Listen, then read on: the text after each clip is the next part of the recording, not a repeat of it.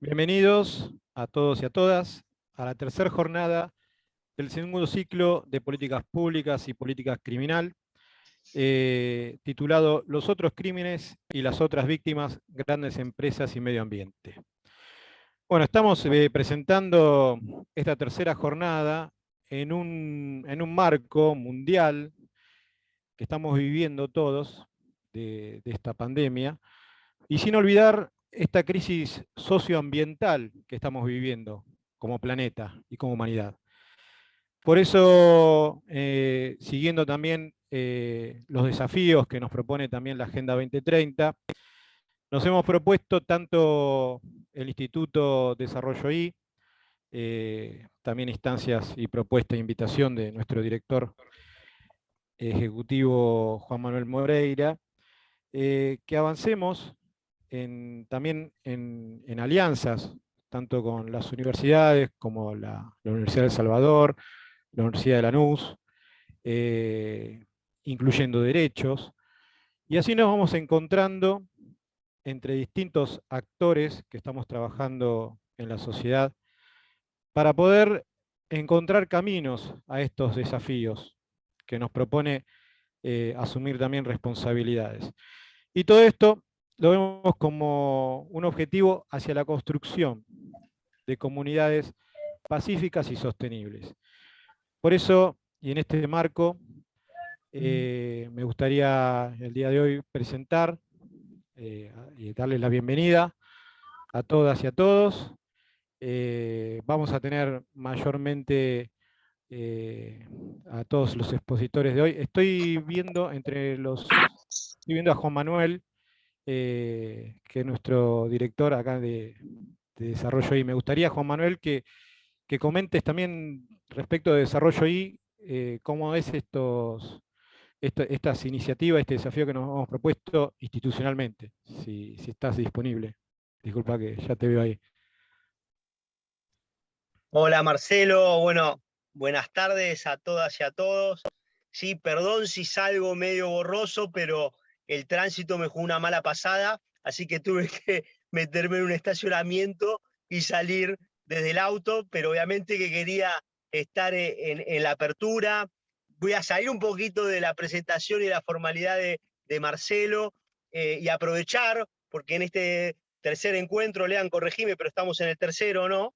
Tercer fecha. Bueno, de la primera expuse, en la segunda estuve participando en la audiencia, en esta tercera sí quería y aprovechar que Leandro exponía, que muchos compañeros y compañeras de Incluyendo Derechos y también de la red de trabajo de Leandro iba a estar en esta charla. Quería tener unos minutitos para agradecer al colectivo de Incluyendo Derechos, para agradecer una vez más a las universidades, tanto a la Universidad Nacional de Lanús y a la Universidad de El Salvador. Agradecerle especialmente, si me permiten, a Leandro, porque esta es la segunda etapa de este ciclo, perdón, y respecto a esta temática surgió de las charlas que teníamos con Leandro en función de lo que venían trabajando en los grupos de investigación y también del instituto sobre la temática ambiental y cómo vinculábamos la cuestión criminal con el tema de la política ambiental, y surgió el desafío de hacer este encuentro. Así que con mucha satisfacción y con mucho interés de escucharlos, y también agradecerle a todos, a las expositoras, a los expositores que nos están acompañando hoy. La verdad que, como decía Marcelo al principio, uno de los temas de la agenda, o dos temas centrales de la agenda de desarrollo y del instituto, tiene que ver con la cuestión de las políticas públicas, la política criminal, la cuestión de la seguridad, y por otro lado, la agenda ambiental, y como que en este encuentro se sintetiza esas líneas de trabajo y sobre todo la articulación y el trabajo mancomunado con el colectivo de Incluyendo Derechos, con la academia y con este vínculo que nos hemos propuesto con Leandro de generar esta relación o estas tres patas entre la sociedad, la comunidad, la ciudadanía, claramente con la academia, con la sociedad civil, y fuertemente también vinculando a la investigación y a los hacedores de políticas públicas para poder empezar a poner agenda a estos temas. Así que yo solamente eso quería agradecerle, vuelvo a repetir, hoy a todos los que están participando de este ciclo, a la calidad de expositores y expositoras que vamos a tener hoy. Les agradezco que nos hayan dedicado el tiempo para estar acá. Y bueno, y especialmente aprovecho a Leandro, que es un amigo, pero que venimos trabajando en estos temas y que gracias a él también hemos podido empezar a articular y a trabajar estos ciclos que tanta satisfacción nos viene dando. Así que nada más es esto, los dejo para que expongan y una vez agradecerle, bueno, ahí lo veo a Tomás también, bueno, agradecerles a todos y a todas, y bueno, y a escucharlos y a ver cómo vamos trabajando y potenciando y poniendo estos nuevos temas en la agenda pública. Muchas, pero muchas gracias. Bueno, gracias Juan Manuel. Ahora sí, cumplido el momento de desarrollo ahí, en lo institucional. Tomás, te cedemos ahora sí la moderación de este encuentro y bueno, que sea un gran encuentro para todos y todas. Bueno, muchas gracias, Marcelo. Muchas gracias, Juan, por tus palabras. También gracias por el espacio, al fin de cuentas, por el espacio que nos han y hemos brindado con Desarrollo I, incluyendo derechos, que veo compañeros y compañeras que hacía rato no veía. Bueno, esta modalidad nos ha permitido encontrarnos nuevamente de distintas formas y en distintos momentos, o mantener los encuentros.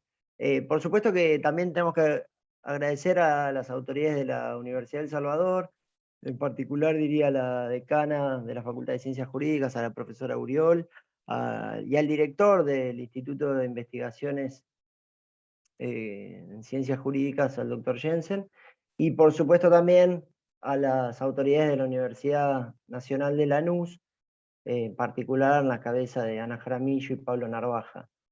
El título, me parece, de este encuentro, de este tercer encuentro, decía Juan, del ciclo Los otros crímenes y las otras víctimas, grandes empresas y medio ambiente, hacia la construcción de comunidades pacíficas y sostenibles, responde un poco a la idea, me parece, de este espacio en el que intentaremos, y me apropio un poco del lugar, pero ya lo cedo, dar cuenta de algunas reflexiones que son producto de proyectos de investigación, algunos de ellos desarrollados en la Universidad de Buenos Aires, y acá varios de los expositores son o han sido integrantes de estos proyectos, y que han intentado o vienen poniendo foco sobre aquellas violencias de algún modo invisibilizadas o que han quedado en segundo plano y que podríamos decir, no me quiero adelantar ni spoiler a nadie, pero han producido mucha, si no la mayor dañosidad en nuestras sociedades, me refiero a las sociedades nuestras en Argentina, pero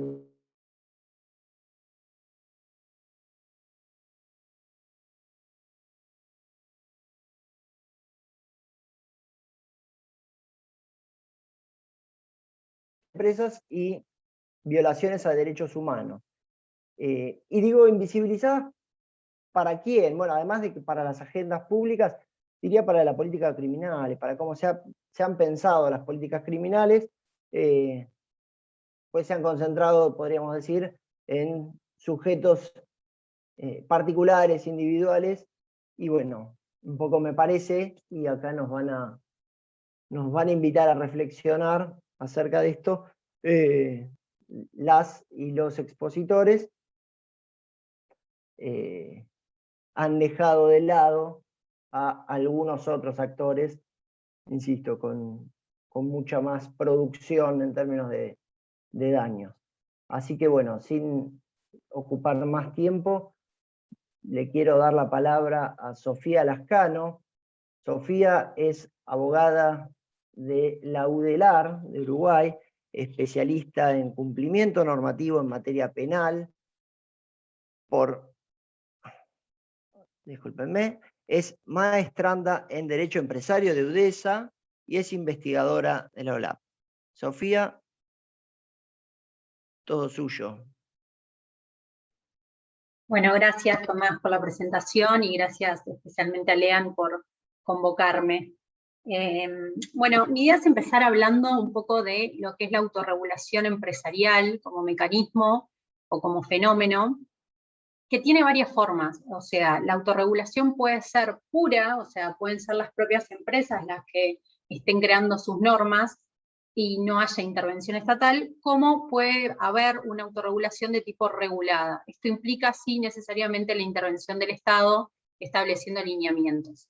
La autorregulación regulada es básicamente la participación de un ente privado, ya sea en la fase normativa o en la fase de control de un proceso regulatorio público, para cumplir con esos fines públicos y con los intereses del Estado. Dentro de lo que es este género de la autorregulación y este mecanismo, hay diferentes especies o diferentes herramientas. Una de ellas es el compliance, que por ahí es la más conocida, y un caso bastante justamente conocido es el del compliance antilavado.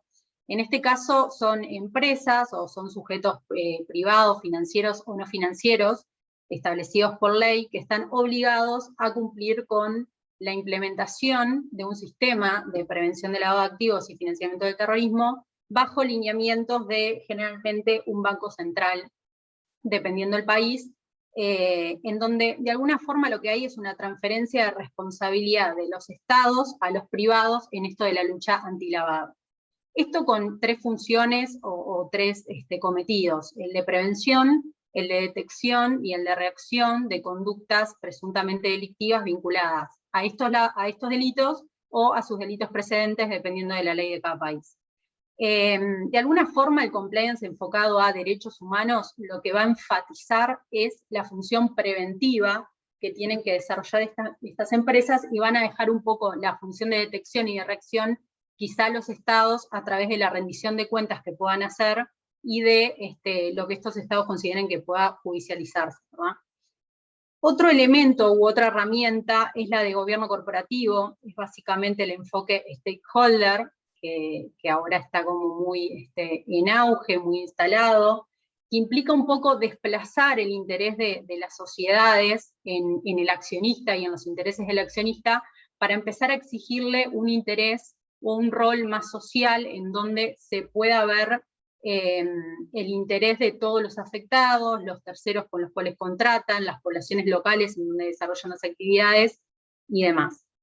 Y por último, otro elemento u otra herramienta que me gustaría mencionar es la de la debida diligencia, que básicamente es esto, ¿no? La empresa elaborando estándares de gestión y análisis de riesgos para de alguna forma, de acuerdo a su actividad, determinar la probabilidad y el impacto que puede tener frente o sobre los diferentes derechos humanos que pueda llegar a afectar. La utilidad de estos recursos, y acá viene un poco el título de la ponencia también, tiene que ver con que muchas veces en nuestro contexto de América Latina, los estados son muchas veces empobrecidos. Esto es que las empresas tienen por ahí más capacidad económica, incluso con facturación millonaria, lo que implica que tengan la posibilidad de implementar de alguna manera en lugar de los estados estas herramientas para que los estados de alguna forma se vean más pasibles de cumplir con las medidas que muchas veces se comprometen a cumplir en este sentido, y evitar de alguna forma que omitan o que toleren estas conductas. Quiero comentar un caso puntual. Hace poco tuve la suerte, digamos, de colaborar con un juez de la Corte Interamericana de Derechos Humanos, con el doctor Pérez Manrique, en un caso que está ahora en proyecto de sentencia, está por salir la sentencia de la Corte, que es la población misquita, que es una población que se ubica en la localidad de Gracias a Dios, en Honduras, contra el Estado hondureño. Esa población en ese lugar se dedica especialmente a lo que es la pesca submarina, la pesca de langosta a través del buceo, y en condiciones que la mayoría de las veces son bastante deplorables, con lo cual muchos de esos habitantes fallecen y otros quedan en estado de incapacidad física, con síndrome de descompresión y demás. Esto obviamente fue levantado por la Comisión Interamericana por violar varios de los derechos de la Convención, y llegó a la Corte instancia en la cual el doctor Pérez Manrique me pidió la colaboración en cuanto a qué herramientas o qué recursos se podían utilizar para hacerle exigible al Estado de Honduras, a través de elaboración de normas o a través del Contralor del Estado, pedirle a las empresas que empiecen a cumplir con esta función más preventiva. Si bien es verdad que el Estado se compromete muchas veces a reparar a las víctimas, también es verdad que son situaciones que se repiten y que lo importante acá es concentrarse más en erradicar este tipo de conductas. Siempre que abordamos, digamos, un caso así, algo que está bueno, es algo que aprendimos con Leandro y el resto de los compañeros en el seminario de grandes empresas y violación de derechos humanos en la UBA. Es importante determinar algunas cuestiones para ver frente a qué caso estamos, ¿no? Lo primero es la legalidad y la ilegalidad frente a la cual esta compañía desarrolla su actividad. Muchas veces, y en este caso puntual, la actividad pesquera obviamente que es legal y es legítima, pero muchas veces se hace en situaciones como en esta, de explotación. Con lo cual eso lo convierte en una actividad con un roce ilegal que hace que estemos en una situación bastante gris. Respecto a las normas aplicables pasa lo mismo. Muchas veces los estados sí tienen normas, ya sea en vía civil, penal, administrativa, que contemplan estas cuestiones, pero a veces lo que falla justamente es la implementación, no que hayan vacíos legales necesariamente. También depende mucho de si esta compañía tiene su sede en esa jurisdicción o es una filial, y si sí o no lineamientos de otras jurisdicciones con otras normas. Y obviamente las diferencias culturales que pueden existir entre el origen de esta empresa y la población con la cual interactúan. En el caso que comentaba, los misquitos tienen su propia lengua y las empresas lo desconocen y muchas veces no tienen interés en tampoco usar traductores o lo que sea para entenderlos, con lo cual el intercambio es casi nulo. Bien, hay varios problemas, digamos, a identificar, en este caso y en muchos, que tienen que ver con el rol del Estado y con la población directamente. Lo primero es que atraer inversiones para estos estados empobrecidos, atraer inversión extranjera, se vuelve fundamental. Pero también es verdad que esto necesariamente puede afectar a la población local, o claramente puede afectar a la población local, con lo cual es lo primero que se da, que es bastante complejo. En segundo lugar, muchas veces esta es la única fuente laboral y de sostenibilidad que tienen estas poblaciones, estos pueblos originales, con lo cual no hay tampoco opciones para plantear en este sentido. En este caso se trataba de una zona históricamente marginada, con lo cual al estar desatendidos eso hace también que sean más propensos a la vulneración de sus derechos.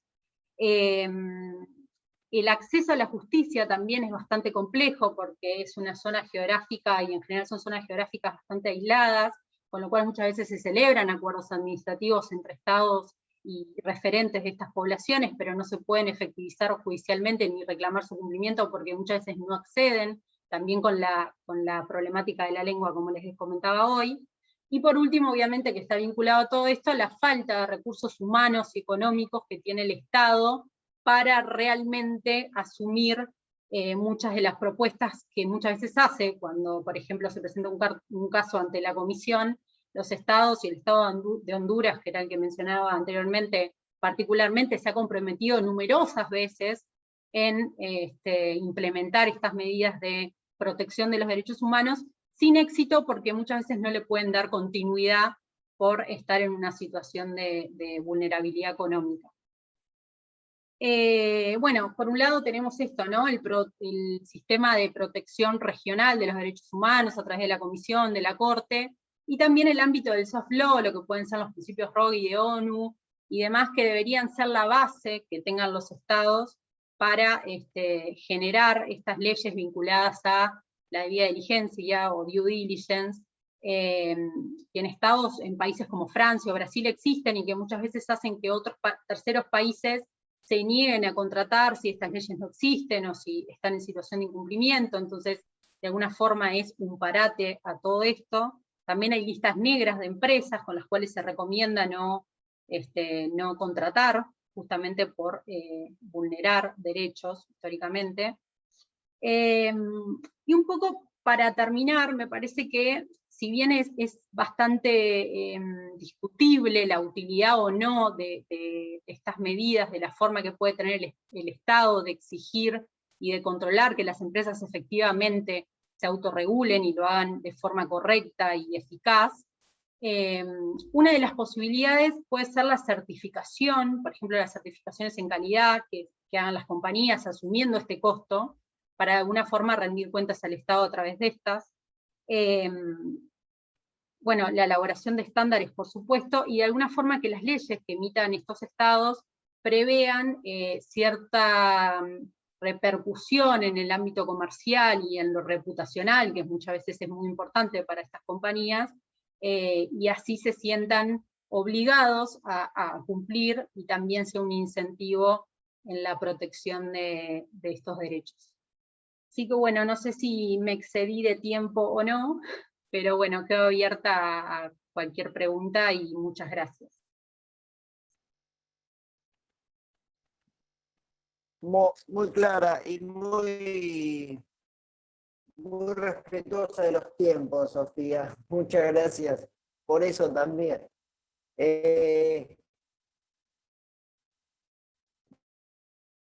Bueno, en algún punto digo,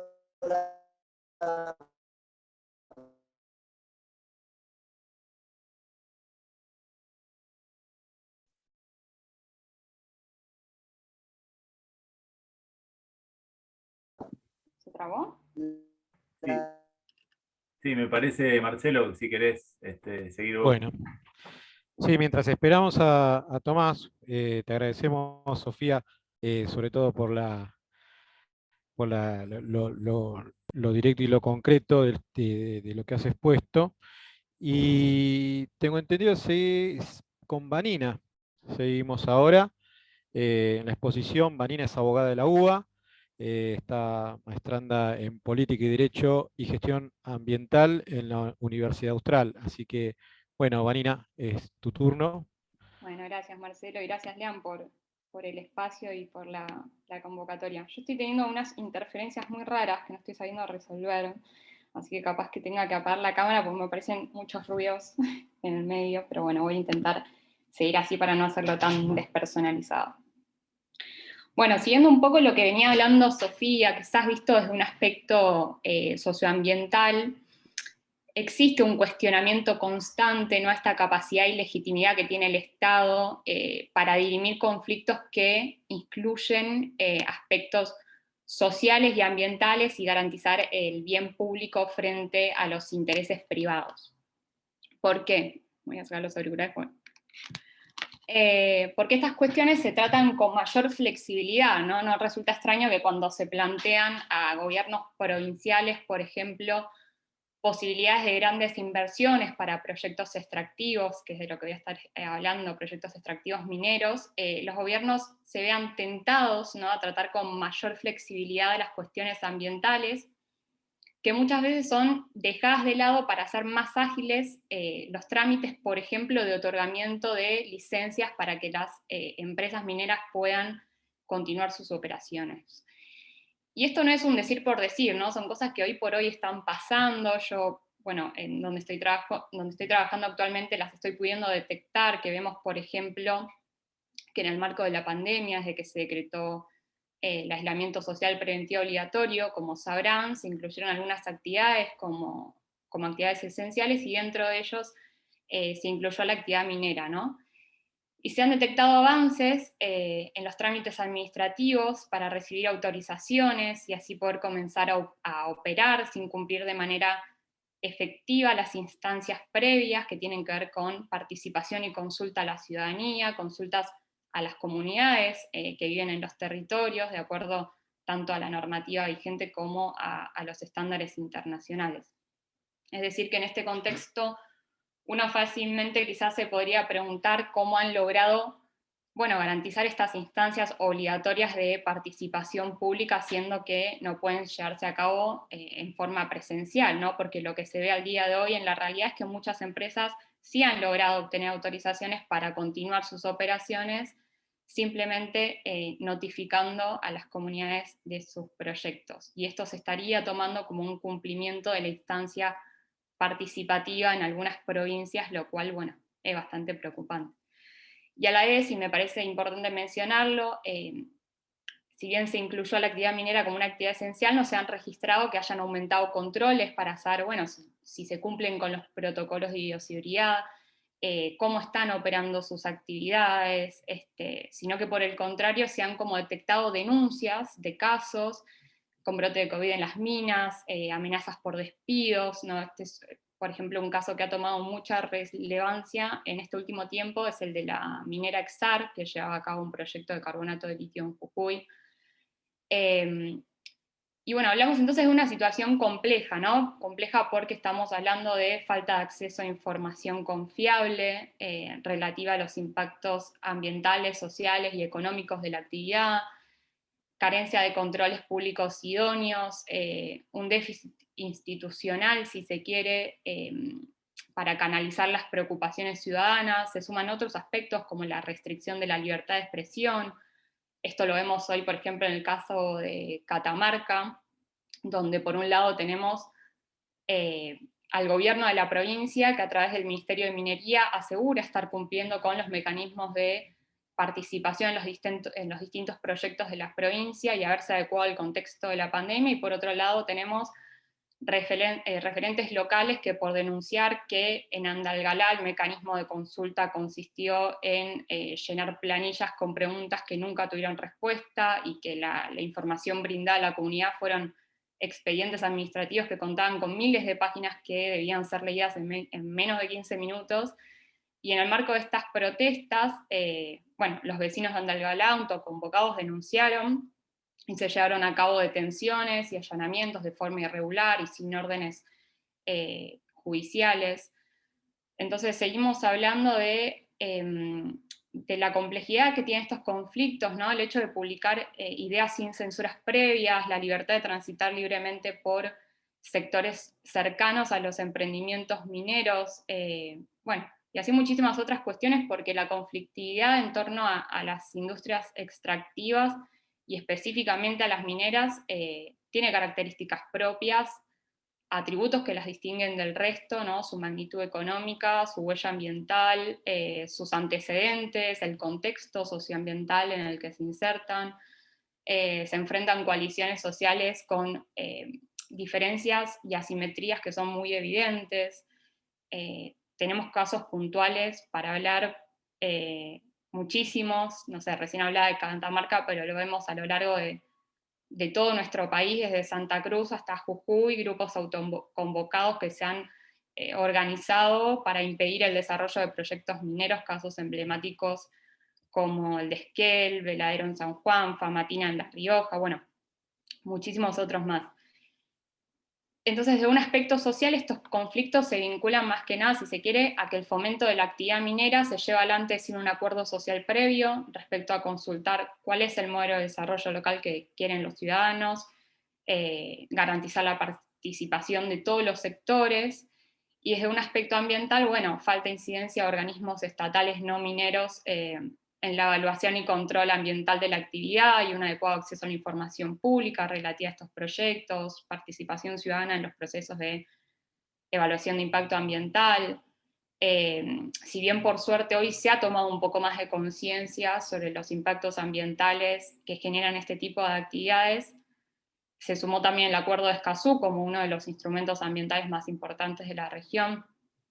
Hay debates fundamentales que se están dando que quizás antes no se daban, pero todo ello más bien al exterior de los proyectos, ¿no? Al interior tenemos dinámicas que siguen iguales, manteniendo las estructuras, el modelo de siempre, lo vemos en el caso del litio, por ejemplo, que no voy a profundizar porque es un caso muy complejo, pero no del tiempo, pero los organismos públicos, tanto como las empresas privadas, están conformando mesas donde no incluyen la perspectiva ambiental, a lo que ellos llaman transición energética de energías limpias, porque no se está hablando al interior, por ejemplo, sobre, bueno, las grandes cantidades de agua que se utilizan para la extracción de este mineral, teniendo en cuenta que se trata de zonas con estrés hídrico, o por tratarse estos sitios de cuencas donde habitan comunidades indígenas o humedales con importancia más que significativa para la diversidad biológica y las actividades humanas. Bueno, ignoran que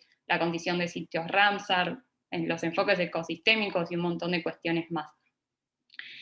Y al mismo tiempo hay un claro déficit en la aplicación y cumplimiento de la normativa ambiental por parte de las autoridades. Además siempre va a estar apareciendo algún planteo de inconstitucionalidad por parte de empresas mineras, ¿no? Este problema, por ejemplo, vemos que se manifestó en el marco de la ley de glaciares, que tiene una fuerte impronta de conservación ecosistémica, que llevó a un veto presidencial en el año 2008, posteriormente fue aprobada en el 2010, sigue generando resistencia por parte de empresas mineras que han decidido judicializar el asunto, solicitando una declaración de inconstitucionalidad, por ejemplo, en la provincia de San Juan, por parte de la Barrick, la cual luego la Corte Suprema le dio plena vigencia a la ley en la provincia. Así que bueno, podríamos estar hablando mucho más sobre los impactos socioambientales. Esto fue un intento de paneo general, muy general de la situación, destacando algunos casos de lo que está pasando al día de hoy. Y espero haber sido lo suficientemente clara. Dejo la palabra a mis compañeros. Sumamente clara. No sé si me escucharon, porque se va y viene mi conexión. Les pido disculpas por la desprolijidad, pero bueno, son las condiciones climáticas que se presentan como dificultades a sobrellevar. Ahora les voy a presentar y le vamos a dar la palabra para que continúe. Un poco, quizás vamos afinando, ya entrando en casos concretos de cómo están operando estas relaciones entre grandes empresas y violaciones a derechos humanos, a Leandro Constanzo, querido amigo Leandro, abogado, docente e investigador de la Universidad de Buenos Aires, especialista en la magistratura por la Escuela del Servicio de Justicia y la Universidad Nacional de La Matanza, investigador y doctorando de la Universidad del Salvador. Leandro.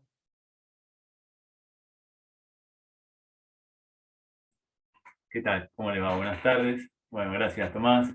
Gracias a todas las personas que se acercaron hoy. Gracias a Desarrollo I, a la Universidad de El Salvador, a la Universidad de Lanús, a todo Incluyendo Derechos, por estar hoy permitiéndonos este acercamiento con estos temas que queríamos visibilizar, ¿no? Bueno, en mi caso voy a ver si puedo hacer yo preparé un pequeño PowerPoint como para que este tema que voy a tener que ir rápido, pero se está viendo, ¿no? El PowerPoint, sí. Bueno, en realidad voy a hablar de una investigación que hicimos que tiene que ver justamente con el impacto de, digamos, de grandes empresas sobre colectivos, sobre victimizaciones masivas, ¿no? Que es un trabajo que hicimos con Federico Manará, que va a hablar después de mí. Y en este trabajo justamente ya hay situaciones de mayor violencia, donde de lo que vamos a trabajar básicamente es el impacto en colectivos victimizados, que estos colectivos, entrecruzando un poco lo conceptual con los casos, estos colectivos, yendo a palabras de un investigador, un victimólogo que es Fatah, estos colectivos son víctimas socialmente prescindibles, ¿no? Y estamos hablando, para ser concretos, de los pueblos indígenas, de los campesinos o de los sectores vulnerabilizados urbanos, ¿no? Otro marco conceptual que voy a utilizar y que quería mencionar rápidamente son los trabajos de María Laura Bohm, que es la directora del seminario de investigación del cual pertenecemos con Vanina, con Sofía y con Federico, y con el cual iniciamos todas estas investigaciones. Este texto, de hecho, es un libro que está por salir, que cuando salga va a ser de distribución gratuita y se lo vamos a poder mandar a todos, ¿no? Este es un capítulo, y los otros capítulos son los trabajados por otros investigadores e investigadoras. Y sobre ese marco conceptual que quería mencionar son los trabajos de María Laura sobre securitización, ¿no? Que justamente algunas problemáticas sociales complejas, para entender un poco de qué habla, se traducen en criminalizaciones de chivos expiatorios, ¿no? O sea, cuando hay un problema, por ejemplo, un problema que hay demasiados homicidios en un lugar, como chivos expiatorios se buscan, por ejemplo, los jóvenes, y la solución securitizante es bajo la edad de punibilidad penal. Bueno, esos trabajos de María Laura, donde muestran estos procesos, también los utilizamos para este trabajo que hicimos con Federico. Por otro lado, también los trabajos de ella, de María Laura Bon, sobre los crímenes del mal desarrollo, que son construcciones más novedosas, justamente sobre cómo el mal desarrollo se puede ser evaluado como un crimen, ¿no? Y por otro lado, otros textos que nosotros utilizamos que son importantes para este trabajo son los de Pilar Calveiro, ¿no? Que hace un análisis vinculados al nuevo capitalismo, que el nuevo capitalismo, para que tengamos una idea, incluye, digamos, recursos que siempre, de alguna manera, tenía, junto, y se mezclan con aquellos recursos que vienen de aquellas actividades ilegales como la venta de armas, el tráfico de personas, y muchos etcétera. Esa mezcla digamos, de actividades genera que un capitalismo mucho más violento, y muchos lo llaman el capitalismo criminal, en palabras de Pilar Calveiro, ¿no? Entonces, con este marco conceptual, nosotros en realidad lo que empezamos, digamos, describiendo es esta sobrecriminalización, ¿no? de sectores vulnerabilizados, y la subcriminalización de las grandes empresas, que de alguna manera es de lo que hablaron mis compañeras previamente. Y en estos procesos en los cuales se producen grandes violaciones de derechos humanos o grandes crímenes de empresas sobre, digamos, esta población vulnerabilizada que es desplazada de territorios, por ejemplo, se utiliza mucho el miedo y la violencia. El miedo y la violencia, que es un recurso que se utiliza para que la gente no se resista, ¿no? A estas victimizaciones. Lo que sucede es que a veces triunfa el miedo, no hay resistencias. Cuando el miedo no triunfa, se pasa a la violencia.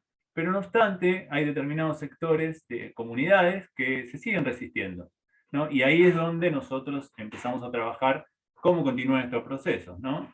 Justamente con unas nuevas victimizaciones o nuevas criminalizaciones, básicamente. Para que esto se pueda producir, lo que se utiliza justamente es una estigmatización de algunos sectores que se resisten, y como se siguen resistiendo, hay que criminalizarlos, ¿no?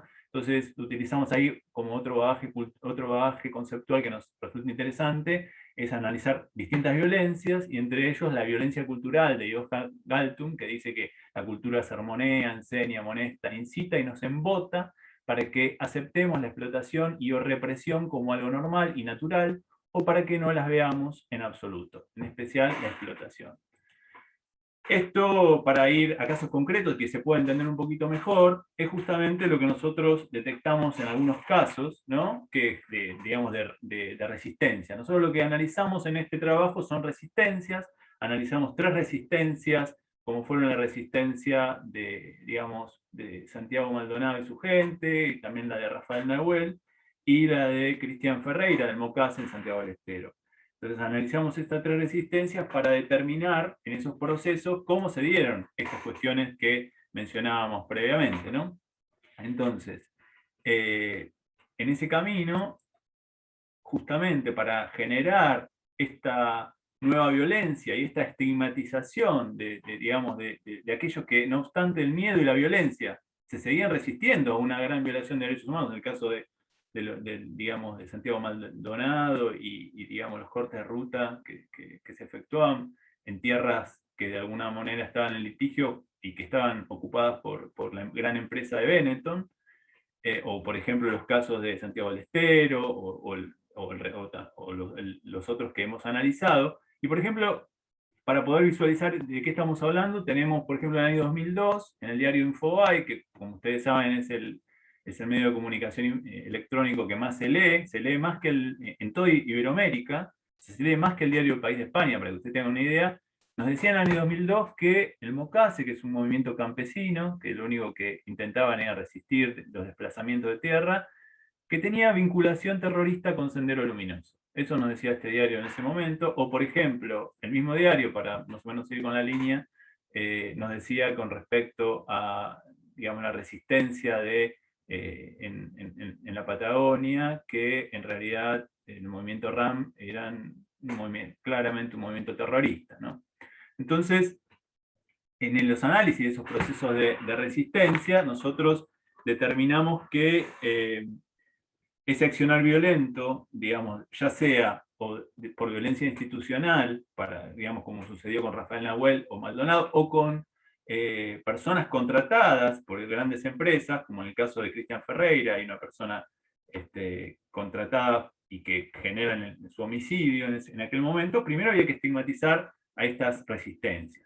Entonces nosotros los comparamos, esas 3 resistencias, con otras 2 resistencias que las mencionó Vanina recientemente, que es el caso de Esquel, de No a la Mina, y la situación de Mendoza, el agua no se negocia, que fueron exitosas, y analizamos esas también en el trabajo que hicimos con Federico, esas 2 resistencias, y las comparamos, ¿no? Entonces, utilizando todo el bagaje conceptual que mencionaba previamente, nosotros detectamos que en estos últimos 2 casos, que habían sido exitosos, la comunicación interna y la comunicación externa y la organización interna de esa resistencia había tenido un trabajo muy interesante.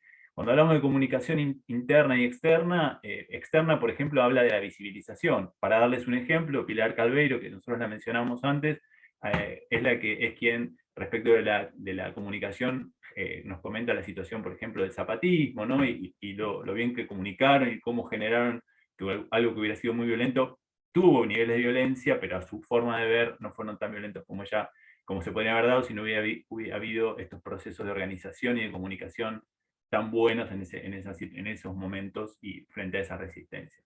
Pero claro, nosotros detectamos que en la comparación había un elemento más que diferenciaba estas 2 resistencias frente a las 3 primeras que habían tenido procesos de criminalización previa y luego de nueva violencia que había generado la muerte de 3 jóvenes. Y ahí es donde nosotros detectamos que el racismo, justamente, es un tercer elemento que tiene que ser evaluado en estos procesos de resistencia frente a grandes empresas. Y justamente, cuando digo tiene que ser evaluado desde el Estado, ¿no? Al momento de intervenir, pero también tiene que ser evaluado de los propios grupos, ¿no? De personas que intervienen en estos procesos de resistencia frente a estas victimizaciones masivas de las que son víctimas, para no ser luego criminalizados.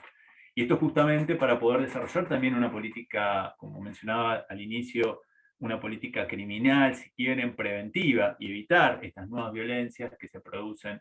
Y en ese sentido, justamente, para los casos en los cuales, ya sea el Estado o mismo los grupos que resisten, detectan un gran contenido de racismo frente a sus propias resistencias, que, por ejemplo, en los casos de Esquel y de Mendoza, se logró con la comunicación externa generar una visibilización y hacer que los reclamos se hagan propios de toda la comunidad. Lo que sucede muchas veces con el racismo, que no permite, el racismo de la sociedad en general, que todos los sectores se solidaricen con esos reclamos. Entonces, los procesos de resistencia, al no tener esa solidarización de toda la comunidad, de todo el país, como fue en algún momento con alguna de estas resistencias que mencionábamos como exitosas, se producen, procesos que los grupos que resisten tienen que evaluar, y justamente en la medida de las posibilidades, sabemos que hay muchas urgencias y muchas situaciones que no lo permiten, pero en la medida en que eso pueda ser evaluado, permitirá una mayor organización, una mayor comunicación, ¿no? Por ejemplo, el caso del zapatista, en ese sentido también eran grupos indígenas y lograron generar una comunicación externa que permitió una solidarización general. Entonces los trabajos desde el Estado y los trabajos también de los propios grupos que resisten en cuanto a comunicación y organización, lamentablemente tienen que llevar más tiempo para evitar violencias que después repercuten en nuevos actos de violencia, muerte y en otros casos criminalización de la protesta, de la resistencia, que termina con la muerte.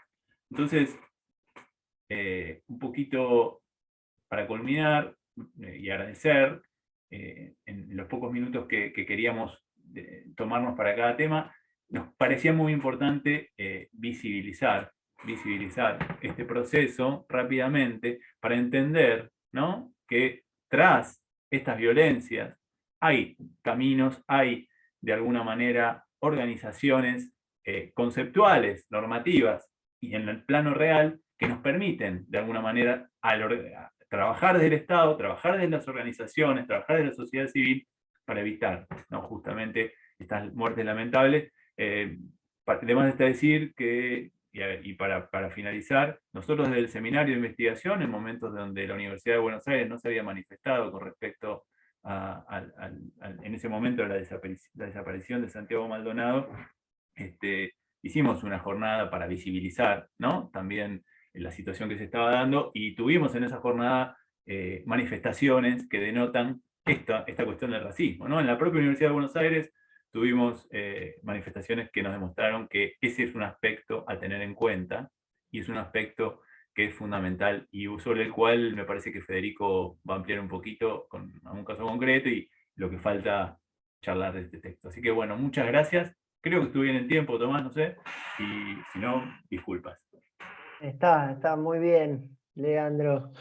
Les adelanto que, digo, ya empezaron a ingresar algunas preguntas por el chat. Si quieren, les recuerdo, pueden hacerlo. Las concentramos hacia el final de las exposiciones para generar un intercambio, quizá una instancia de diálogo con las y les expositores.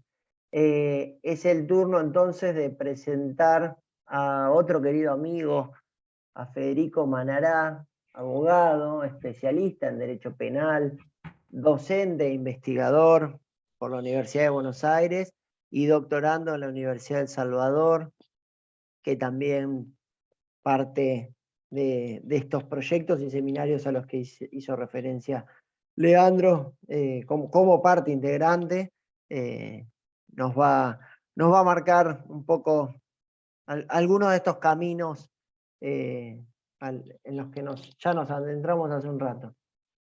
Fede, todo suyo. Muchas gracias, Tommy, muchas gracias.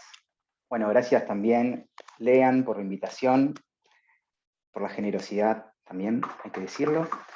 Bueno, cuando nosotros nos aproximamos, ¿no?, a estos conflictos entre víctimas y empresas, vemos que suele estar acompañado este fenómeno por la criminalización, ¿sí? La criminalización es un componente que viene prácticamente adherido, ¿sí?, a las protestas sociales, que son consecuencia de la dañosidad al medio ambiente, de la dañosidad a las poblaciones. Estamos hablando de empresas extractivas que contaminan, que desplazan poblaciones. ¿Sí? En el caso concreto que a mí me tocó estudiar, de los ayoreos, que son un pueblo indígena, ayoreos Totobiego-Sode, son los habitantes del Gran Chaco paraguayo, ¿sí? Y ellos, desde 1993, que estaban reclamando la titulación de sus tierras. Luego vino una empresa transnacional brasilera dedicada a la ganadería, taló, arrasó con ecosistemas completos, y estas poblaciones se quedaron sin su sustento, ¿no?, ya que vivían del bosque. Se vieron obligadas a desplazarse, además, bueno, imagínense que se han cercado partes de su territorio, y a todo esto hay que agregarle que muchos de estas personas no habían tenido contacto inicial con ninguna otra persona que no sea de la comunidad. Entonces, lo que advertimos de este grupo, en particular, del Paraguay, es que tuvieron un primer reclamo, un primer conflicto que estuvo invisibilizado para grandes actores sociales. Aunque con posterioridad llegó Survival International, ¿no?, un actor, digamos, blanco, entre comillas, ¿no?, europeo. Luego el reclamo fue tomado por la Comisión Interamericana en el 2016, y parece ser que el reclamo de los ayoreos ahí tomó otro tinte y tuvo otra recepción. No solamente otra recepción a nivel social, sino que estuvo ya en la agenda gubernamental. Lo que entonces vemos un poco en consonancia con lo que venía diciendo Leandro, es que cuando el reclamo se hace un poco más blanco, en términos de raza, parece que tiene otro nivel, tiene otro estatus, ¿sí? Y esto nos lleva a pensar en que existen víctimas que tienen diferentes estatus. Hay víctimas que valen más que otras, aparentemente. En términos de Fatah, de este victimólogo egipcio, hay víctimas que son socialmente prescindibles, es lo que él dice. Porque, a ver, todos los días vemos nosotros en la televisión víctimas y victimarios, ¿no? El motochorro, vemos la señora que le entraron a robar a la casa, pero ¿cuántas veces vemos en la televisión, vemos un contexto de encierro? ¿Por qué? No lo vemos, no aparecen en las noticias. ¿Por qué no lo vemos eso? ¿Porque no ocurra? No es porque no ocurra, es porque hay víctimas que son desechables, ¿no? Que son prescindibles. Y entonces, ¿cómo viene acá, cómo juega esto de la categorización de las víctimas? Porque, a ver, lo que estábamos analizando en comparación con Leandro en estos trabajos de investigación, lo que veíamos un poco es que los reclamos de Esquel y de Mendoza fueron, que también eran, ¿no?, contra el eslogan "no a la mina", fueron contra empresas extractivas y fueron efectuados por parte de una población más citadina, ¿sí?, no indígena mayormente, gente blanca, que ha logrado su cometido, y el nivel de criminalización ha sido prácticamente nulo, podemos decir. Entonces, extrapolado a los casos de Rafael Nahuel, ¿no?, de una comunidad indígena, o al caso de Santiago Maldonado, ¿no?, de él, que él estaba en apoyo a los mapuches en la Patagonia. Bueno, vemos que están atravesadas estas ideas del racismo en el marco de los conflictos y de las manifestaciones y de las reacciones en contra de estas empresas que extraen recursos naturales y en definitiva no pudimos soslayar los estudios de Foucault, en este sentido, de genealogía del racismo, para tratar de aplicarlos a estos casos concretos, ¿no? ¿Y por qué traemos a Foucault en genealogía del racismo? Porque él explica que todo Estado-nación europeo, él toma los casos de Francia y de Inglaterra, tuvieron un mito fundacional que estuvo dado por la lucha de dos razas en conflicto. Entonces, en Inglaterra, los normandos invadieron, conquistaron a los sajones en el territorio de Inglaterra, y en Francia los francos invadieron a los galos y romanos. ¿Bien? Hubo una primera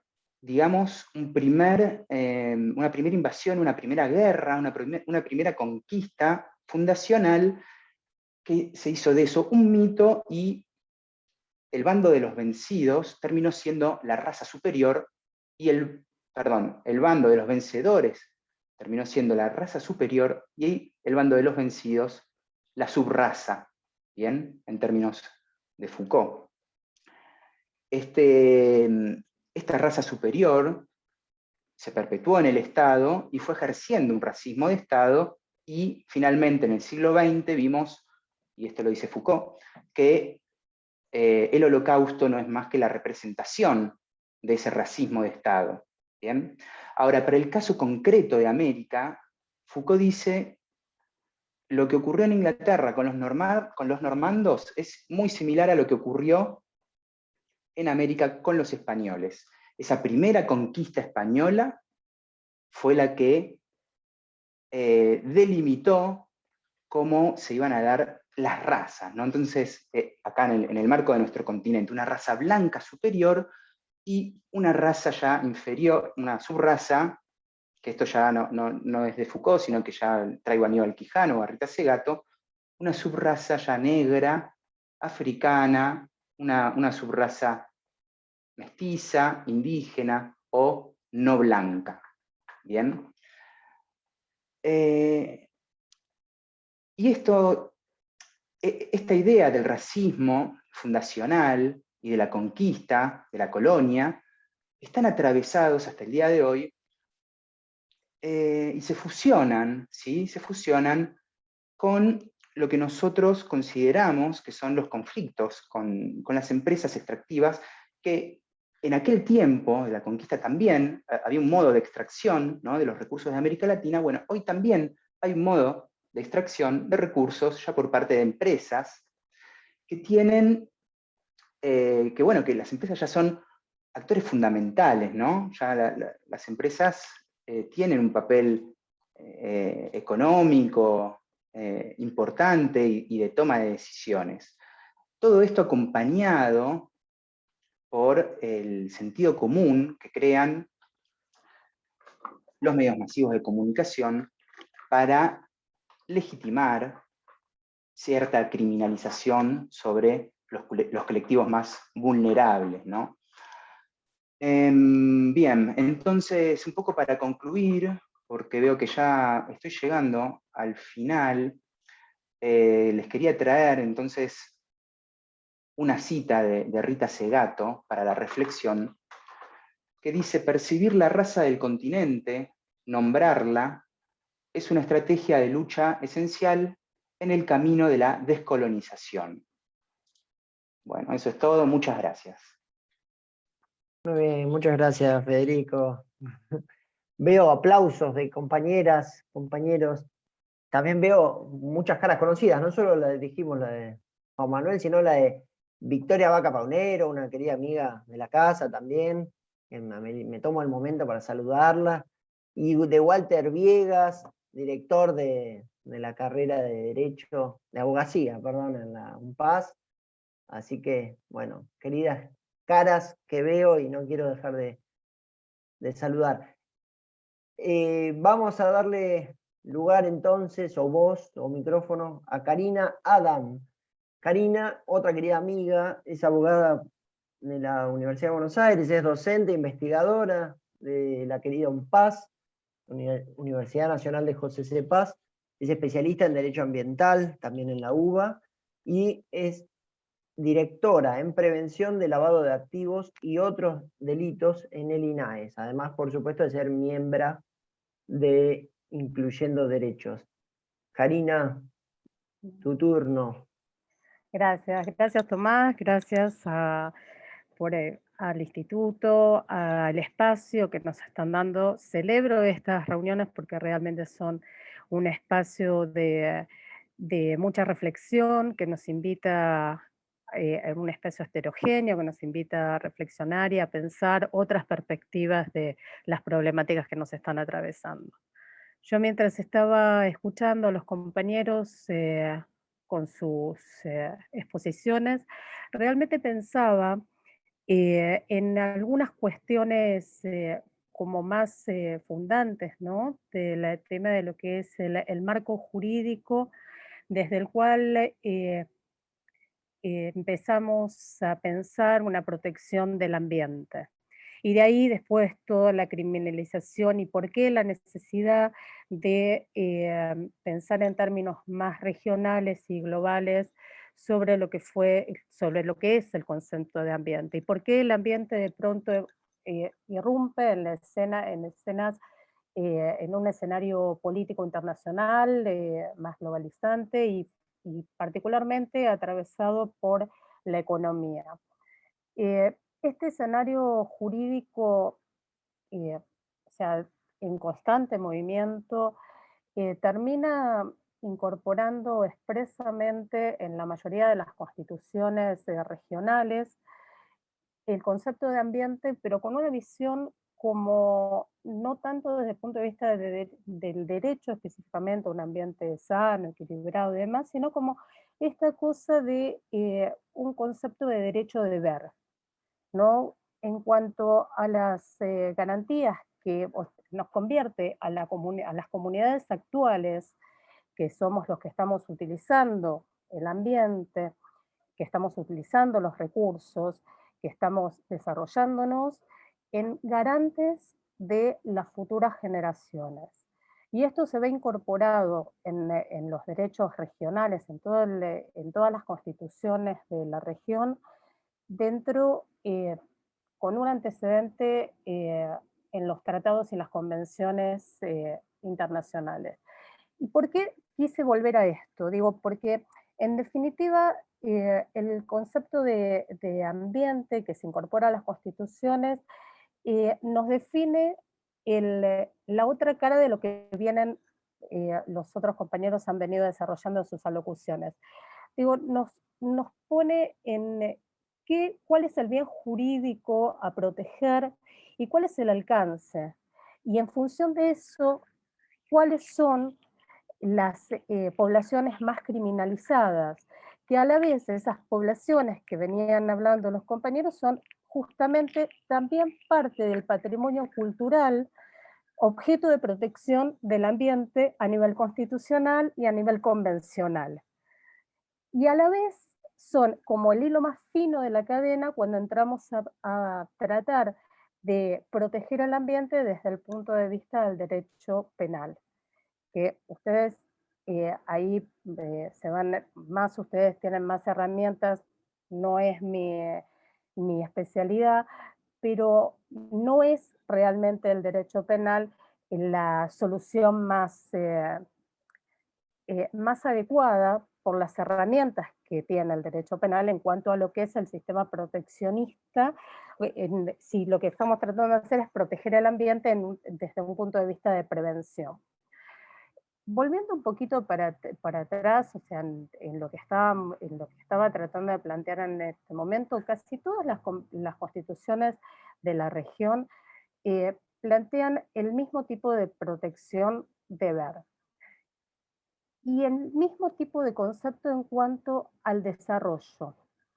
Nuestra Constitución particularmente dice que todos los habitantes gozan de un ambiente, tendrán derecho a gozar de un ambiente sano, equilibrado y apto para el desarrollo humano y para las actividades productivas que éstas satisfagan las necesidades presentes sin comprometer a las generaciones futuras.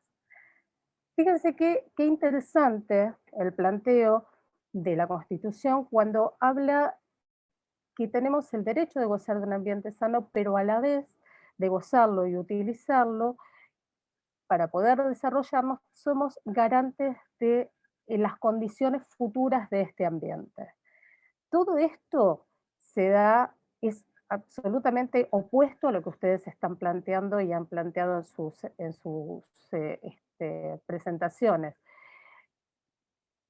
El concepto de ambiente planteado desde la Constitución es tan amplio que el objeto jurídico de esta protección es desde la biodiversidad, el recurso natural, hasta el patrimonio cultural, y todas las relaciones sistémicas que se dan entre las personas y las comunidades y el ambiente en el cual se desarrolla.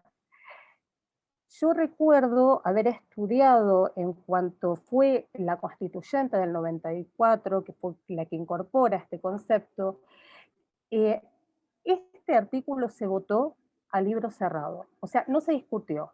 Y en la constituyente, el único que planteó que este artículo debía ser discutido, no van a poder creerlo quién fue. Fue Alzogaray. Porque, ¿qué planteó? O sea, muchachos, no podemos dejar de discutir esto porque estamos discutiendo, estamos incorporando el modelo de desarrollo del país. Y eso implica que si estamos hablando de un desarrollo que tiene que garantizar que las generaciones futuras, es decir, ni nuestros nietos ni nuestros bisnietos, sino aquellas generaciones que no sabemos si van a venir o no, estamos hablando que nos estamos limitando en el tipo de desarrollo económico que vamos a tener y en el tipo de habilitaciones a las empresas que vamos a tener. Por lo tanto, esta relación que se está planteando ahora de la victimización y del formato de producción y desarrollo del país y de la región en general, porque está pasando en todo lo que es la región latinoamericana, esta visión extractivista no debería pasar porque es inconstitucional. Y porque además las habilitaciones municipales o administrativas al desarrollo y las habilitaciones de las empresas, eso no quita el nivel de responsabilidad frente a los daños provocados por una actividad lícita. Este basamento, este escenario que estoy planteando, tiene su basamento jurídico en la Ley General del Ambiente y además en los tratados y convenciones de los cuales nosotros somos parte. Esto como para tener, no quería dejar de advertirlo o ponerlo en el escenario, particularmente porque cada uno de los casos que expusieron realmente son casos absolutamente judiciables y que no deberían seguir adelante y que en realidad la sanción por la comisión de este extractivismo al que se refería Federico, realmente están en una situación en la cual debería cesar la actividad y después reformular ese proceso productivo. Digo, no cesar y no avanzar y no continuar con el desarrollo, sino modificar las matrices de producción, ¿sí? Adecuándolas a un desarrollo sustentable, a un desarrollo productivo que sea sustentable hacia el futuro y en la localidad. Esto en cuanto a los términos generales. Digo, y también pensándolo desde cuáles son los alcances, porque lo que se está planteando también en cuanto a la protección del ambiente es incorporar al derecho penal como una herramienta fundamental en cuanto a la defensa del ambiente. La verdad que debo decir que el derecho penal no es la herramienta más apropiada, ni para prevenir ni para castigar, porque en realidad las características del derecho penal, ya pensando simplemente quién es la víctima del delito ambiental o de la criminalidad ambiental. ¿Quién es la víctima? ¿Cuál es la relación causal y cuáles las consecuencias? Por ejemplo, pensemos en un delito de contaminación. La contaminación, o sea, pensándolo como un delito, la contaminación puede realizarse hoy y tener las consecuencias negativas que se evidencian 20 años hacia adelante y en jurisdicciones completamente diferentes a donde tuvo el origen, donde fue el origen. Y es de difícil acreditación las relaciones causales en términos de la teoría del delito. Entonces, en ese escenario resulta muy peligroso plantear al derecho penal como un derecho que es como el más adecuado, o plantear que el derecho penal tiene la suficiente disuasión en términos de pena a la hora de la prevención o a la hora de la protección del ambiente. Sin embargo, esto podría haberse modificado a partir de lo que son los principios del derecho ambiental. Nosotros tenemos como principios muy característicos del derecho ambiental que, como es un derecho que atraviesa todas las otras ramas del derecho, que se nutre de los institutos propios de otras ramas del derecho, pero que a la vez tiene sus principios propios que invierte o le obliga a los derechos a asumir otro tipo de responsabilidad. ¿Por qué? Porque tiene un fundamento que es el fundamento constitucional de ese derecho de ver, que hace que también que el juez, que hasta el momento, o en el juez penal, tiene que ser objetivo, en este escenario el juez penal tiene que ser intervencionista a la hora de analizar y llevar adelante la investigación o llevar adelante sus sentencias. ¿Por qué? Porque tiene el derecho de ver de proteger el ambiente.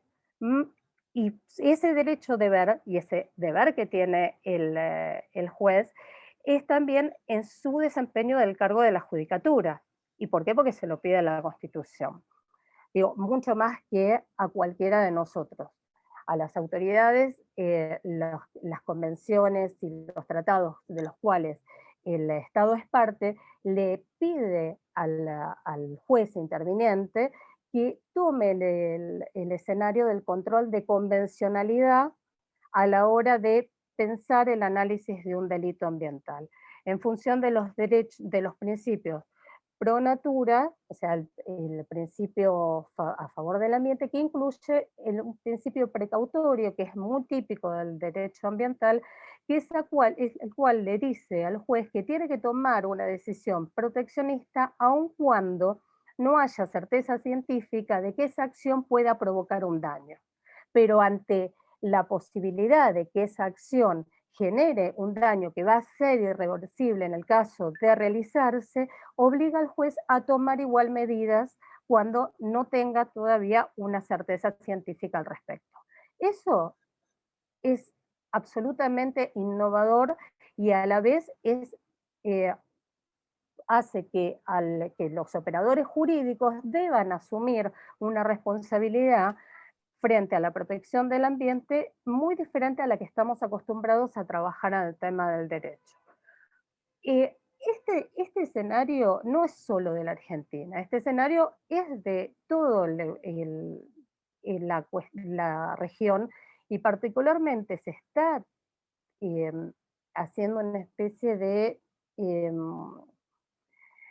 corpus jurídico interamericano en el cual estos lineamientos avanzan hacia ese punto. Tal es así que ya la Corte Interamericana de Derechos Humanos en la opinión consultiva planteada por el Estado de Colombia frente a la posibilidad de realizarse un emprendimiento inmobiliario frente a las costas de Caribe del Ecuador, se le pide a la Corte Interamericana de Derechos Humanos que se expida sobre la posibilidad o la viabilidad de ese emprendimiento inmobiliario y de la afectación de los derechos humanos de las comunidades originarias que vivían en la zona, de los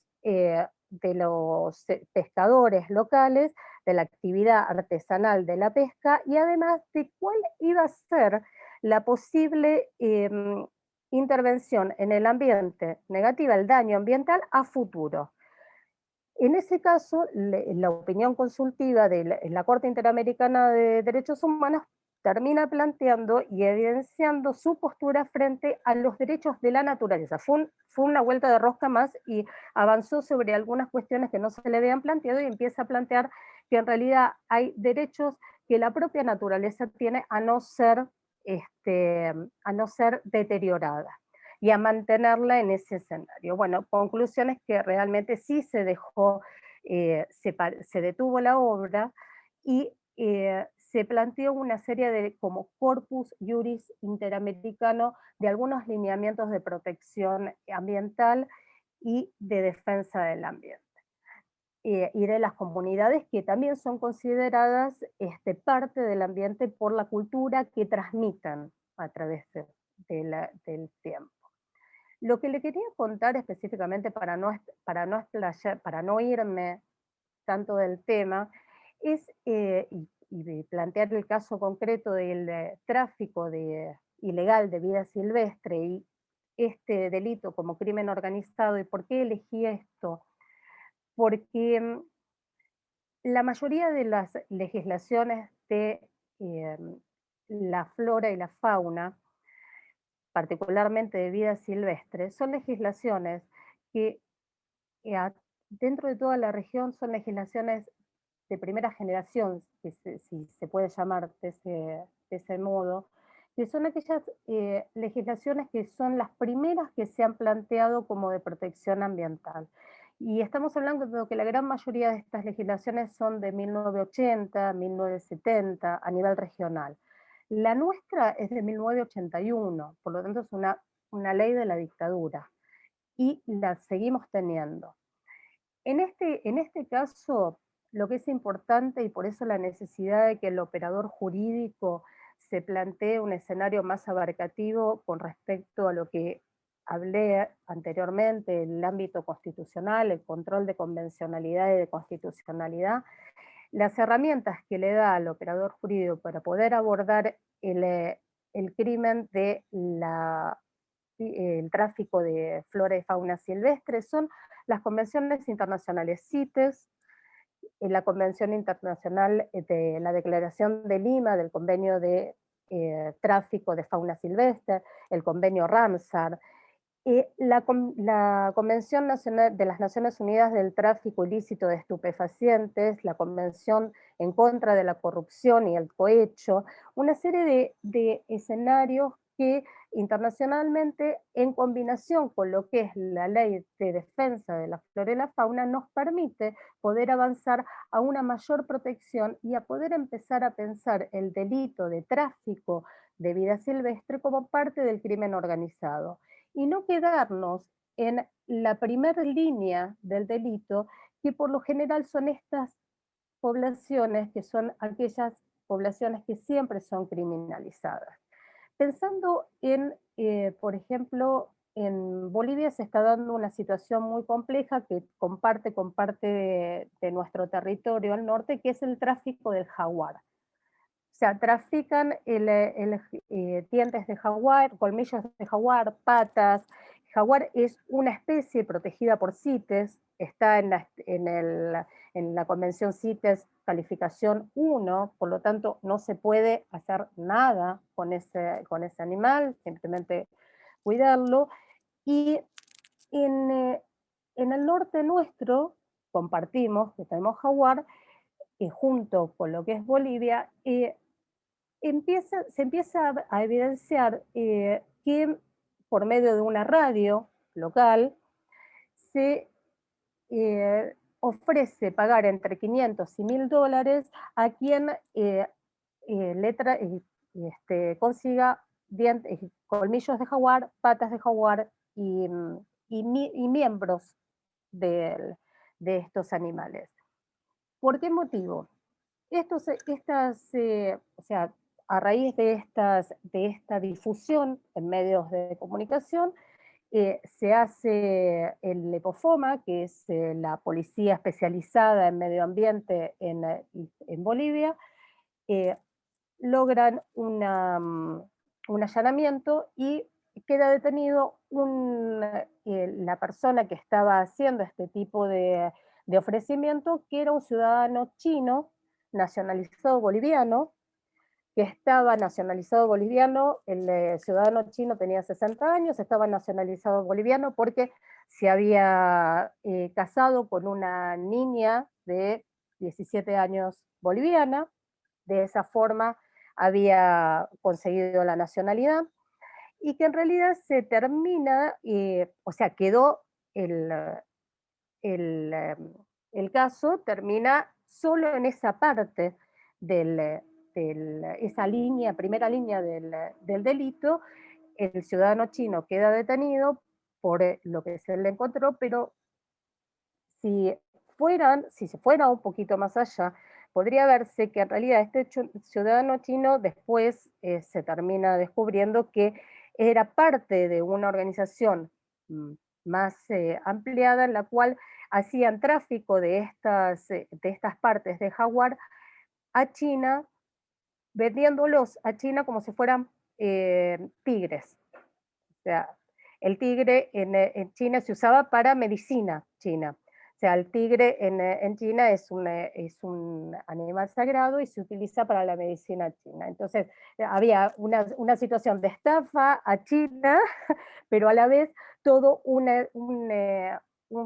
escenario transnacional en el cual había tráfico de partes de animales, de un animal con protección CITE 1. El problema con esto, y que también sucede en nuestro país, es qué es lo que pasa a la hora de analizar estos delitos. Terminas tomando la línea porque no hay una visión de nuestros operadores jurídicos de que se está frente a un crimen organizado que tiene involucrados otros delitos asociados, como que son el tráfico ilegal de vida silvestre, el crimen organizado, el blanqueo de capitales, porque en realidad ese dinero que asumía que estaba ofreciendo el ciudadano chino para la compra de las partes de Jaguar provenía de organizaciones criminales más ampliadas que operaban no solo en Bolivia y en el norte argentino, sino también en las zonas donde acá tenían tráfico de jaguar, pero en otras zonas de Latinoamérica estaban con tráfico de boas, ¿no? Y era todo parte de un mismo crimen organizado.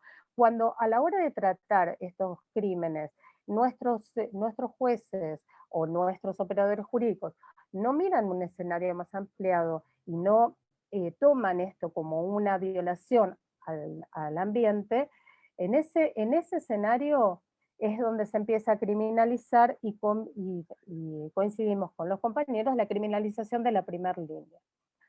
Sí, ya termino. 2 segunditos. Ya termino. Lo que me gustaría que quedara, o sea, tenemos como varias situaciones acá, o sea, esto es como la primera aproximación a estas problemáticas, ¿no? Tenemos dentro de una deuda muy grande en cuanto a lo que es la aplicación y la transversalización de lo que es el derecho ambiental y la defensa del ambiente, y una visión más organizada en cuanto a los actores del escenario, tanto desde el punto de vista empresarial como desde el punto de vista de la sociedad organizada y la comunidad internacional. Yo creo que tenemos una deuda pendiente que realmente hay que coordinar todos los esfuerzos con una heterogeneidad más coordinada. Bueno, esto era lo que quería decir, perdón porque me pasé y porque ahí Tomás me estaba haciendo señales, por favor, cortala, todo esto. Disculpen. Me parece, Karina, porque hay algunas preguntas y estoy seguro que vas a retomar en donde que dejaste con algunas de las preguntas que aparecen. Y yo les puedo ir leyendo de a dos, como para, o de a dos o de a tres, o les leo todas juntas. Hay varias preguntas, un público muy interesado, muy ávido de interactuar.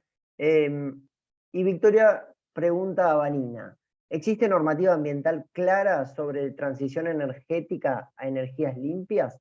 Y en su caso, ¿es aplicable a nivel nacional o local? ¿A alguna actividad o a cualquier industria? Si me aguardan, sigo con 2 preguntitas más. De Rodrigo para Leandro: ¿sería posible pensar la discriminación de las víctimas como un discurso de neutralización bajo la teoría de Sykes y Mazza del crimen de las empresas, como lo analiza Zaffaroni respecto a las dictaduras y sus crímenes, en concreto como una negación a la víctima? Si quieren... una más para Leandro. Entonces, de Virginia: además del marco teórico de Pilar Calveiro, cuando mencionó que se trata de una problemática social compleja, el marco teórico con el que trabajan este concepto es el de Alfredo Carballeda, quien habla de falta de solidaridad sistémica, o lo trabajan desde algún otro autor, autora. Bueno, si quieren vamos con eso y después tengo otras. ¿Está Vanina más para polémicas. la primera o está Vanina? No, avisó, creo que se tuvo que desconectar un Bueno. No la había La Vanina, contesto perdón. yo, si querés, Tomás. Por favor. La contesto yo. El tema es así: existe normativa en función de las energías, de la modificación de la matriz energética a nivel de energías más limpias, tanto en no sé si en todas las provincias, pero particularmente en la provincia de Buenos Aires, hay una serie de legislación en la cual incluso se está planteando la transferencia de producción de energía desde la generación de energía particular, de las casas particulares y de las pymes que puedan dotar energía a la red. ¿De qué manera? Está legislado, en provincia de Buenos Aires está reglamentado y va de acuerdo a una ley nacional que es la generación de energía por parte de los usuarios. Obviamente la generación de energía podría ser por eólica, por paneles solares y incluso por biodigestores.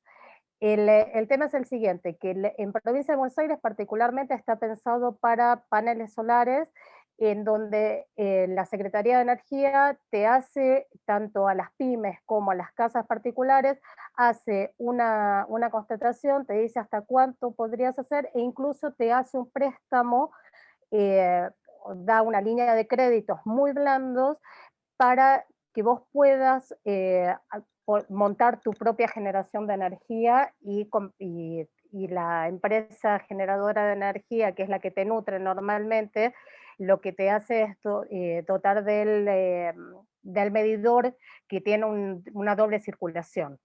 Porque la energía solar o la eólica o la de biodigestores, lo que tenemos el problema es que no se puede almacenar. Por eso es el tema del litio. El litio es una pila, en realidad, no es una generadora de energía por sí misma. Y eso sí es lo que acumula la energía limpia. Creo que con eso, en términos generales, está contestada. Leandro, ¿querés tomar con las preguntas? Sí, tengo las preguntas que me hiciste.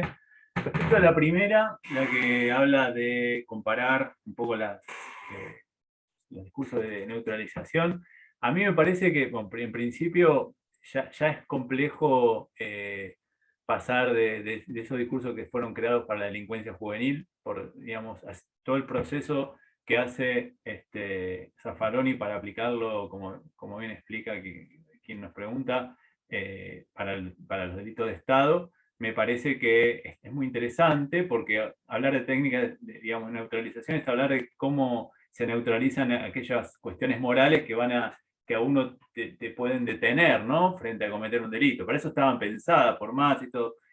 Es interesante lo que hace Zaffaroni, que llevarlo a los delitos de terrorismo de Estado de alguna manera, porque habla de cómo se cometieron los grandes genocidios, ¿no? Y cómo, digamos, ahí hay todas unas técnicas, digamos, de discursos y técnicas de neutralización muy, muy importantes que están muy claras y que básicamente son aquellas que han permitido que se cometan esas grandes victimizaciones. Ahora, llevarlas a las empresas, yo ahí es posible, sería posible pensarlo, pero a mí lo que me cuesta es pensar en ese sentido, porque todavía en el Estado hay mucha humanidad. El Estado habla con todos los defectos que tenga, un Estado, digamos, autoritario que pueda generar pero hay humanidad que en ese sentido.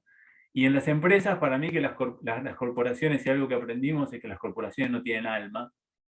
Entonces, directamente que las corporaciones no tienen alma, y creo que va más allá de las técnicas de neutralización, sino que son directamente, no es necesario digamos, de tener alguna cuestión moral, sino que directamente me parece que se actúa y se actúa si hay costo-beneficio, y si el costo es, digamos, alguna muerte, alguna violencia, algún desalojo masivo, me parece como que a mi forma de ver, ¿no? Opino. A mi forma de ver, no hay ningún tipo de moralidad en ese sentido que se imponga como para tener que neutralizarla, de alguna manera. Pero bueno, esa es una opinión.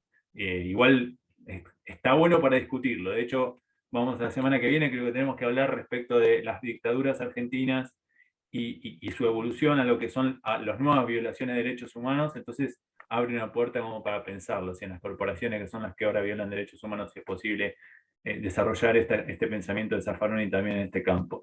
Respecto a la otra, respecto a las problemáticas sociales complejas, nosotros lo utilizamos en el texto con Federico de del trabajo, como mencionaba, de María Laura Bohm. Ella lo que explica en Securitización es que, la verdad que no lo conocía el trabajo sobre problemáticas sociales complejas en el autor, en Alfredo Carballeda, pero básicamente sí lo utiliza ella para explicar cómo, y el ejemplo en el texto que es Securitización, que para quienes lo quieran se lo podemos enviar, y explica en 6 pasos cómo algunas problemáticas sociales complejas, como puede ser el homicidio, o como puede ser el narcotráfico en México, o como puede ser los temas territoriales de los mapuches en el sur de Chile, o como puede ser la desocupación en Estados Unidos, que son problemáticas sociales complejas que requieren de un Estado interviniendo tratando de resolverlos. Los problemas territoriales, por ejemplo, en el sur de Chile, los problemas del homicidio, que obviamente no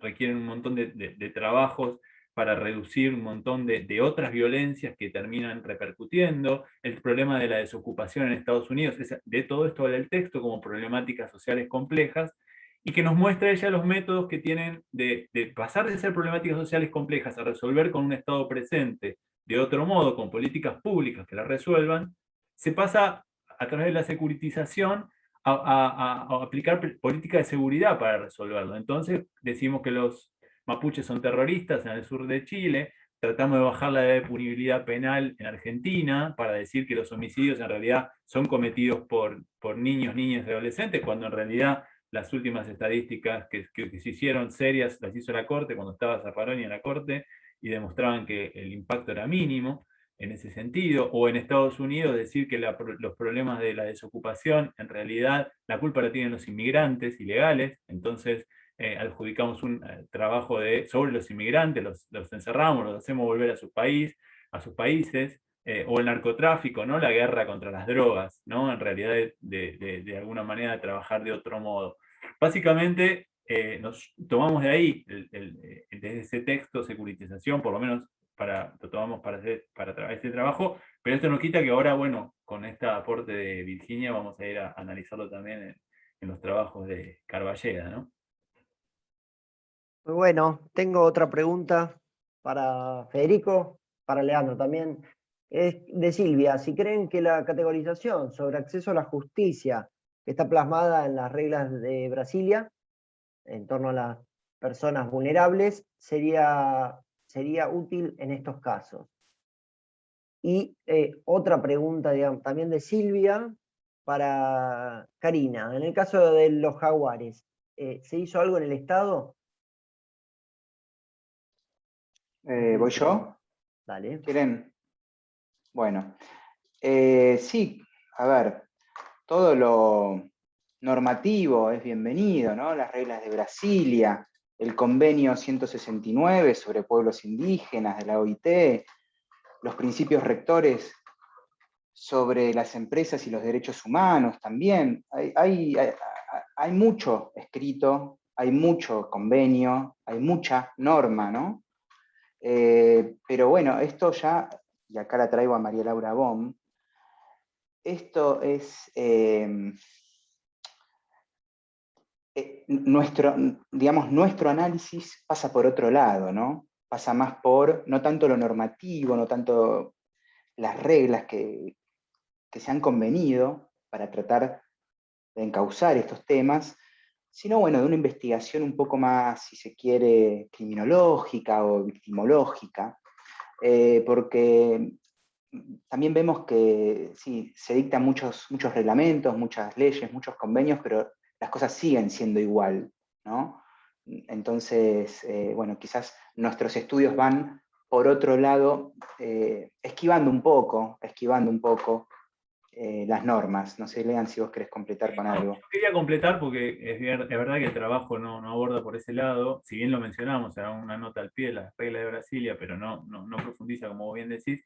Pero para llevar un ejemplo concreto, lo que pregunta Silvia, un caso concreto donde las reglas de Brasilia impactan, sí, en controlar, digamos, lo que tiene que ver con las victimizaciones masivas, es el caso del último protocolo que sacó la Suprema Corte bonaerense para los desalojos masivos de personas, digamos, para las grandes tomas, ¿no? Y de alguna manera están basados en la Suprema Corte, en las reglas de Brasilia, y ese es un ejemplo que sí sale un poco de nuestra investigación, pero para ir por el lado donde nos preguntaba Silvia, y ellos han aplicado esas reglas para generar este protocolo que ha generado justamente que ante un problema que podría haber generado una gran intervención estatal con la policía que genere nuevas violaciones de derechos humanos al desalojar grandes grupos poblacionales, se generó un protocolo donde para que la intervenga la policía tenía que respetar un montón de reglas, tiene que respetar un montón de reglas. Obviamente eso es lo que se le ordena, es un protocolo para los jueces, que ellos se lo tienen que pedir a los fiscales y a los policías, y básicamente está basado en las reglas porque toma los conceptos de vulnerabilidad que diagraman las 100 reglas, ¿no? Pero sí coincido con Fede que en el proyecto íbamos por otro lado, pero sí tiene una aplicación concreta, y ese protocolo básicamente en la última gran toma de Guernica generó que la mitad de las personas que iban a ser desalojadas, y que si no hubiera estado el protocolo, el juez interviniente no hubiera podido, por ejemplo, postergarlo 2 o 3 veces y dejar que el desarrollo social de la provincia de Buenos Aires resuelva como resolvió la mitad de las situaciones, ¿no?, de gente que estaba allí en esos espacios.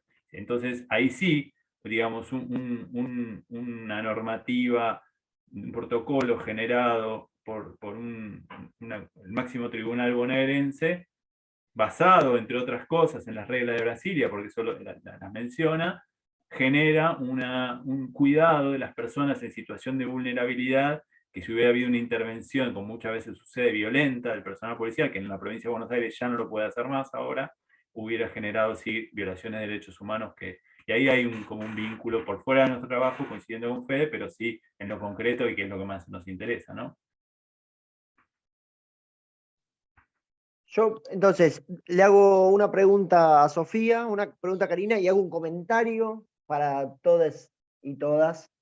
La pregunta de Silvia, para Karina, entonces, era si en el caso de los jaguares, el Estado argentino, o en el Estado argentino, se hizo algo.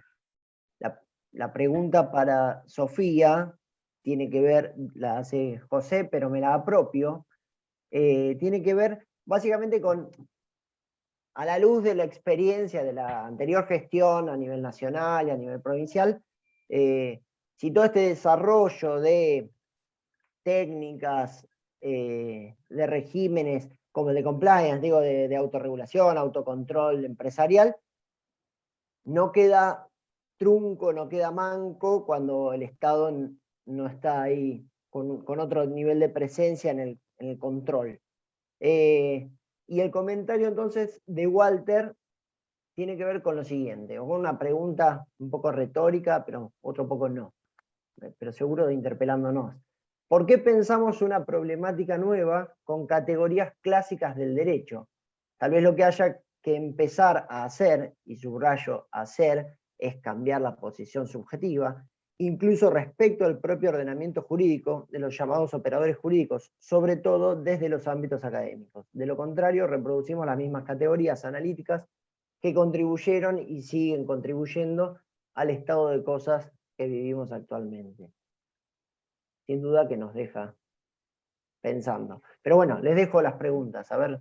Me parece que la primera era para Sofía, no para Karina, la del compliance. Me parece que vos dijiste Karina y era para Sofía. Compliance para Sofía, el caso de los jaguares para Karina y el comentario. Bien. ¿Lo tomo yo? No sé, sí, Sofía. Karina, dale. Vale. Igual es cortito, en la Argentina no, con respecto a los jaguares no se hizo nada. Lo que hay que pensar es que, como advertí, tanto en Argentina como en toda la región, las leyes de protección de flora y fauna son leyes viejas, son leyes de otra generación, donde las penas máximas son de 1 a 3 años e inhabilitación, con lo cual si no pensamos los delitos, como bien aportó Walter, si no pensamos estos escenarios con una visión más integrativa o holística, estamos en un problema, porque en realidad tiene que pensarse, estimo, por eso el planteo era pensar el delito como parte de un escenario más abarcativo.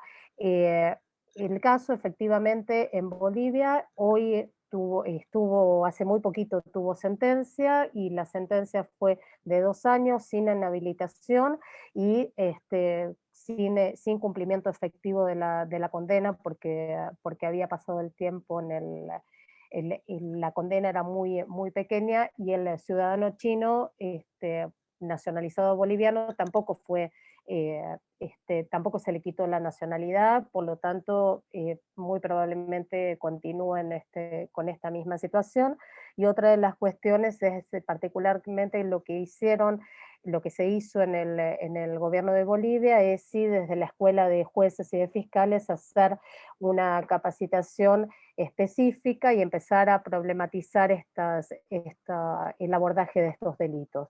Pero está todo muy, muy en pequeños, recién en los comienzos, en los inicios. Buenísimo, gracias Cari. Sofía.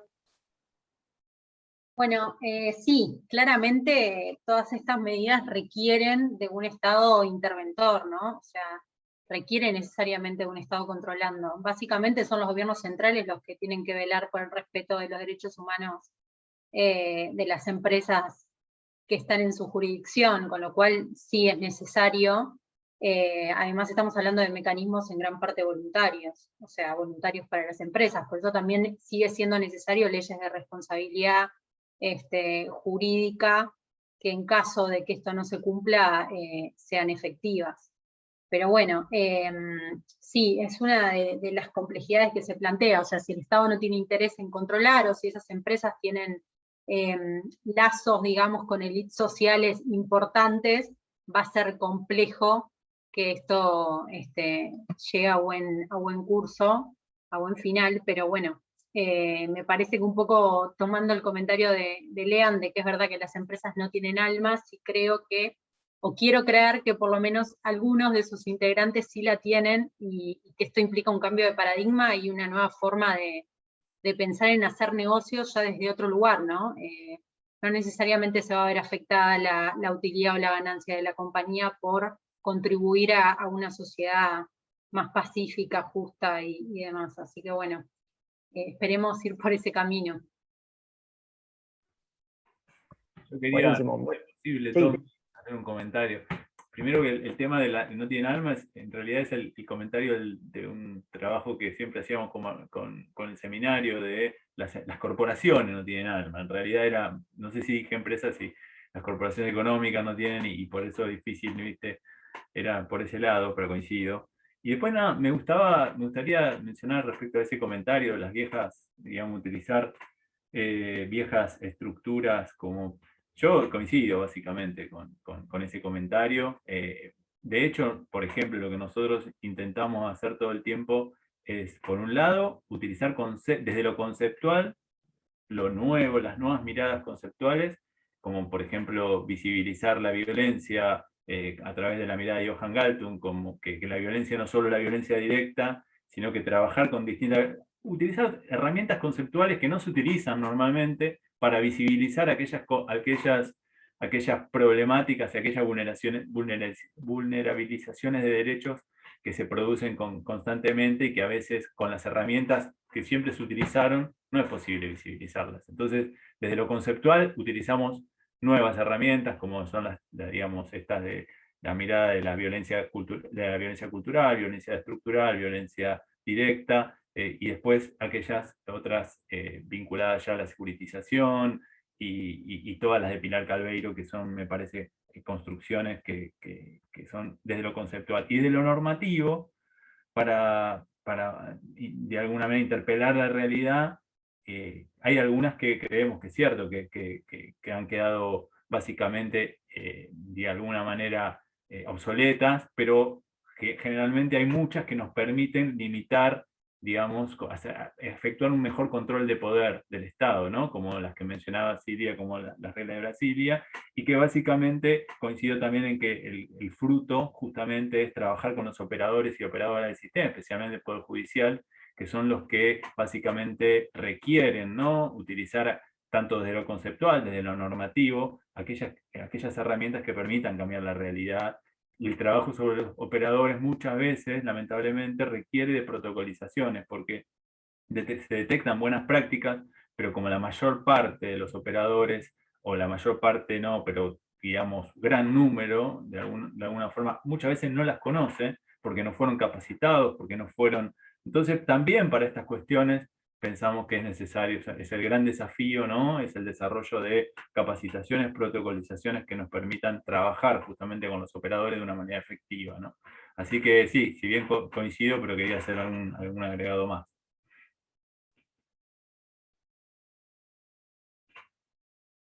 ¿Se nos fue Tommy? Sí.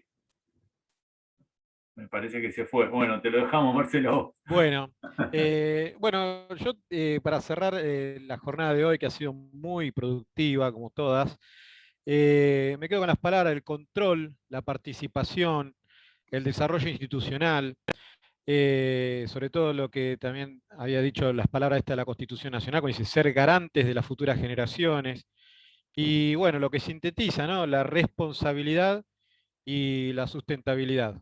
Este compromiso que nuestra alianza viene teniendo con estas palabras. Así que bueno, celebro este encuentro y seguramente habrá muchos más y que pronto estaremos comunicando, y que nos sigan en las redes, y muchas gracias a todos, a todas y a todos por haber participado.